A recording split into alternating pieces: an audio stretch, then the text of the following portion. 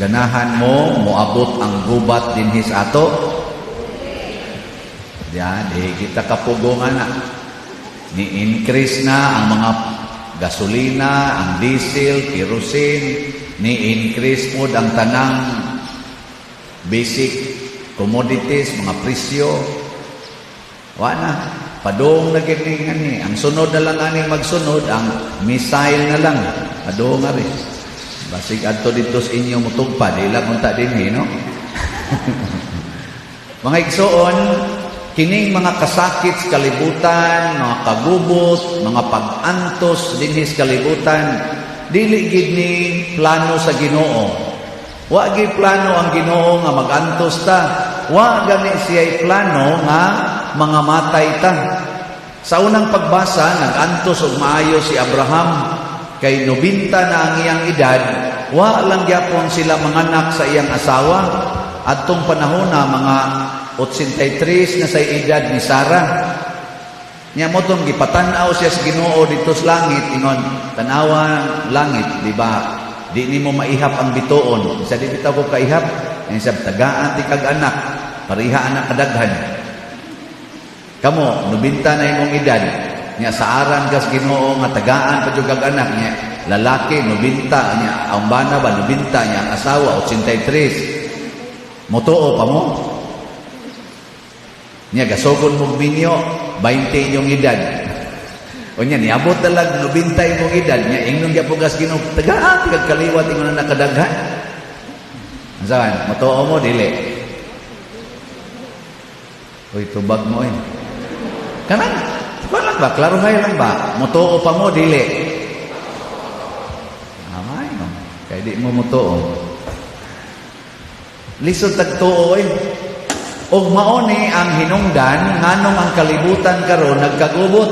Ngano man, di naman ta mutuos Ginuogod. Sige naman lang tantuo sa atong kaugalingon.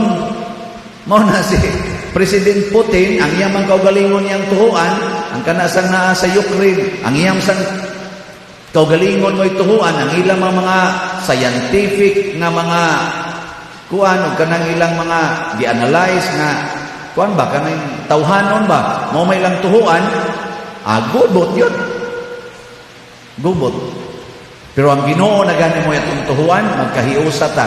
Pero si Abraham, nangutana siya, kung saon manako pagkasiguro nga tinuod ni, yun siya lang, pagpikas diha og halad, ayaw sunog ha, niya ako'y sunog anak, nakatuog na lang sa siya, sukad pa niyang hinuwat pagkabuntag, nakatuog na lang, wa lang yapon moabot ang Ginoo, o ako pa to, oy muuli ko eh, ngayon ko, kapoy maghuwat ani eh, kamo bitaw, diba, di man, pulanon na mo no, dali kay mong mangluod, ingon ani karon maghumili kog mga 30 minutos mamatay tas gutom ani manguli taw eh di amatingali nimo undang ni pariag yaw-yaw ana ba mangundang dayon pero kanha na gani mo tan-aw na mga cellphones kana mga Facebook mga unsa pa na diha way undang ay kutob kadlaw si Abraham tungod kay bituo man siya sa Ginoo wa siya nagpaabot ko siya hangtod na lang ningit-ngit nya pag ngit-ngit na nakita sa Ginoo nga si Abraham di gyud mo surrender magsigig yung paabot nga ipadayag sa Ginoo ang iyang gahom ning abot dayon ang Ginoo ang kayo og misunog sa iyang mga gihalad nga wa niya dusliti og kayo ang misunog ang kayo gikan sa langit og mautoy pagmatuod nga ang Ginoo present ang Ginoo buhi ang Ginoo tinuod o gikan ato si Abraham mituo na. Pero wala yun diha mamabdos iyang asawa. Ning dagan patingali itong mga siyam katuig kay 99 na may edad ni Abraham. Una pa namabdos ang iyang asawa. So pagkaedad niya 100, una pa nanganak si Sarah sa ilang unang anak nga si Isaac. Og si Isaac nanganak og duha, si Jacob og si Esau, og si Jacob nanganak og 12 kabuok nga nahimong 12 kanasod sa Israel. 40 ng daghana. Nya ang sunod aning istorya mao kini. Ang mga nasod sa Israel nahimong mga buangon. Nisupak sa Ginoo pagsupak nila sa Ginoo, nangapildi sila sa ilang mga kaaway, nangapildi sila. Hangtod nga naulipo na sila, ug nagpaabot na sad sila tinuod nga anak sa Dios. Nipadala na sa Ginoo ang bugtong anak sa Dios, nagitawag natog si Singan. Kusga. Uy, choir, panubag mo diya. Paano kaila? Si Heso Kristo, si Jesus, ang Kristo, ang anointed, ang manluluwas. Giunsa naman karon niya pagluwas? Dili na parihas una panahon nila ni David, nila ni Solomon, nga pamatyon ang mga kaaway, sama ni rong kwan ba? Sama ni rong nahitabo nga gubat, pinatyanay. Ang pagluwas na ni Kristo nga mauna gini ang perfect model aron mahimot ang kaliwat sa Ginoo. Unsa man klasehas kaluwasan, nakitay magpakamatay para sa atong isig katao, labi na gyud sa atong kaaway. Kana mao na nindot na kaluwasan, magpakamatay ta para sa atong gustong luwason. Dili nato luwason ang atong kaugalingon. Nya mitudlo sa Jesus, ang magluwas sa iyang kaugalingong kinabuhi, mawad-an niini. Apan ang magpakamatay sa iyang kinabuhi, alang kanako o sa akong mga pagtulunan, makabaton niini. Sige, lingi ay mong tupad. Ingna, pakamatian tika. Sige na. Pasabot, luwason tika. Ano? Nga wa man mo manglingi. Tanaw mo, wag ginang lingi. Sige, tagaan ta mo second chance. Lingi, ready? Go. Ingna, pakamatian tika. Kamu dia choir, wag ba mo nang lingi? Klaro kayo. Sige na. Pakamatian tika.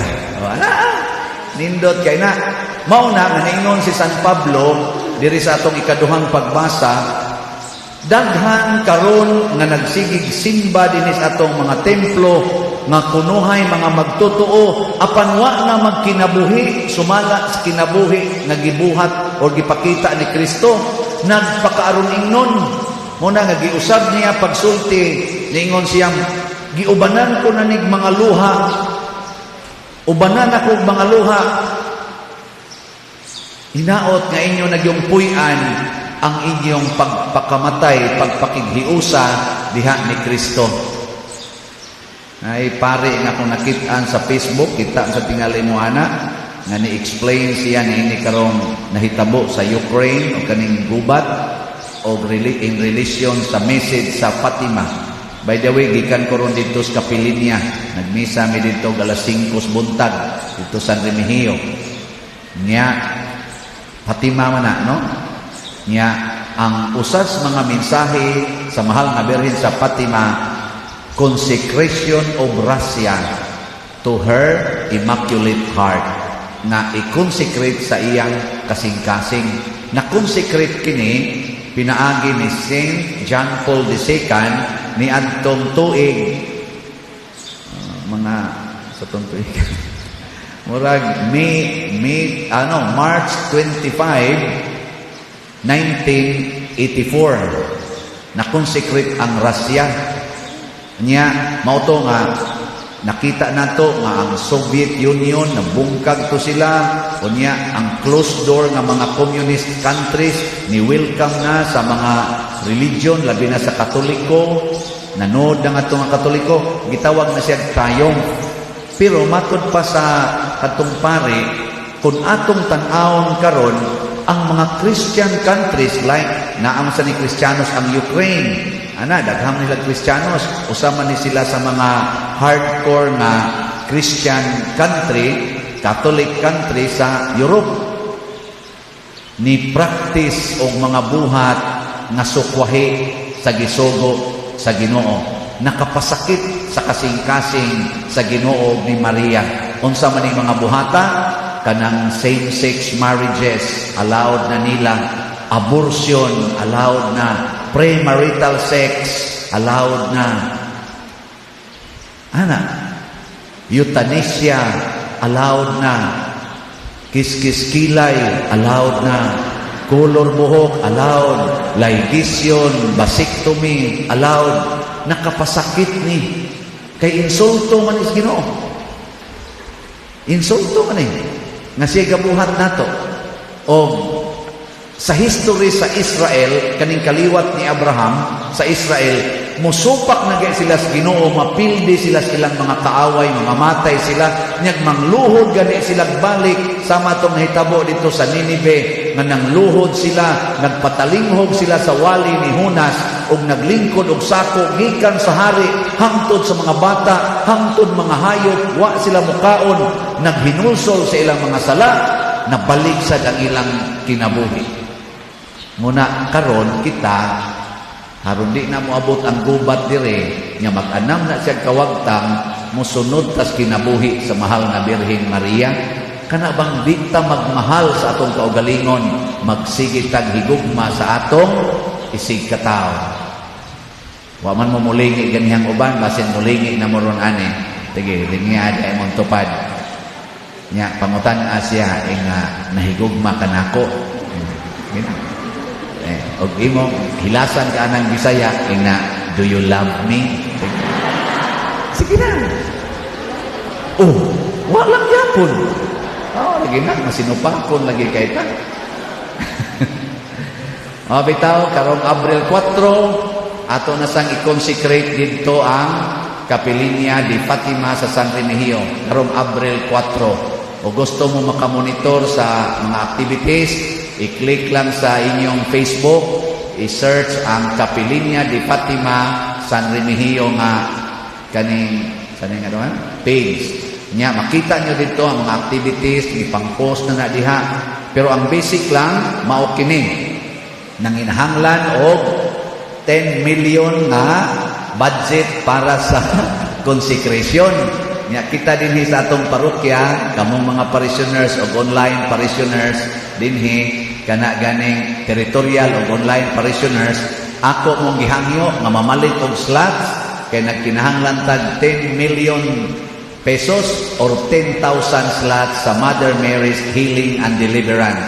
As of yesterday, ang atong halin niabot na og 10,110 slots. Oh.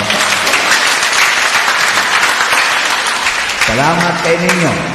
Kay matod pa dito explanation ni Monsignor Ruben Labajo, ang atong head sa director nato diha sa WAF o Vice President sa Foundation Kapilinya, kanang Tres Pastorinhos, Vice President siya ni Archbishop Palma. Iyang gi-explain nga, yes, na-consecrate na ang rasya, pero ang atong kuwang, ang atong buhat, padayon nga buhat sa pag-consecrate sa ato sang kaugalingon ngadtos Ginoo. Kana bang kamausat ang muhalad sa atong kaugalingon ngadtos Ginoo. O kining namalit og mga slots nakahalad na ni ngadtos Ginoo. Kamo kinsa may nakapalit na dinhi taas ang kamot. Sinagana tulura kabo. Kamu na yung tanan, wa day mo makonsecrate. Oy, pamalit na mo. Nya, human naman, wa na may paras Kapilinya, ang para na lang din sa ato, kanang SUSBF, Sanctifying Unity of San Vicente Ferrer. Tag 500 per slot, nagkinahanglan tag 8,000 slots para sa budget sa pista o sa Holy Week. Maabot ng mga 4 million. So, 8,000 slots tag 500. As of yesterday, nahalinan ta og 576 slots na. Pakpak. Di mo makpak. Napay 7,424 slots. Pero kining atong slot, dua-dua ra biyan ni. Dua-dua ra yun, no? Palit-palit, gikan karon hangtod sa kani-ganing Holy Week o hantod sa Easter Sunday, March 17. O pwede ta palit-palit, 500 lang. Pero makuha nato ang atong gikinahanglang budget. Kay kada nato lihok din simbahan na amang gintay budget to increase and to nurture sa atong pagtuo. Kamong tanan nga mopalit, mura sad mo nihalad sa inyong kaugalingon, pero labaw sa tanan dili lang palit kung dili buhat. Unsa may buhat sa atong pagpalit aning SOS BF, sanctifying unity. Unsa man ang sanctifying unity? Maghiusa ta sa Ginoo. Kay naa man say maghiusa para sa demonyo. Sama na magsigig. Suyok, hiusa mo po nila mga manuyupay. Naasay maghiusa kay mangawat, manulis. Naasay maghiusa kay magsigsugal. Kanang sanctifying unity, kana bang maghiusa tas pagampo.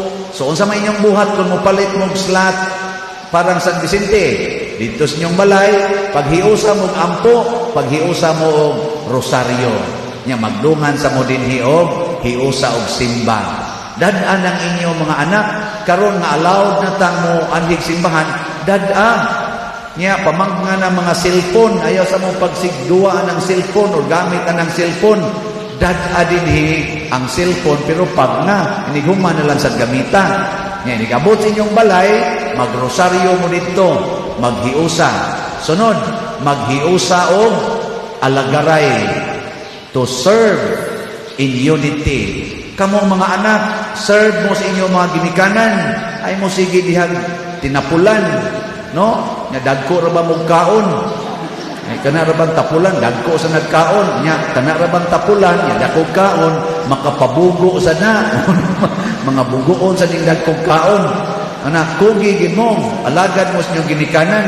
Nya unsaon man sa ginikanan para mga anak ganahan mo alagad. Ay sad mo pagsigig yaw-yaw. Pagsigyaw-yaw, i-appreciate po na. Liban ako, dodong, nang hugas man.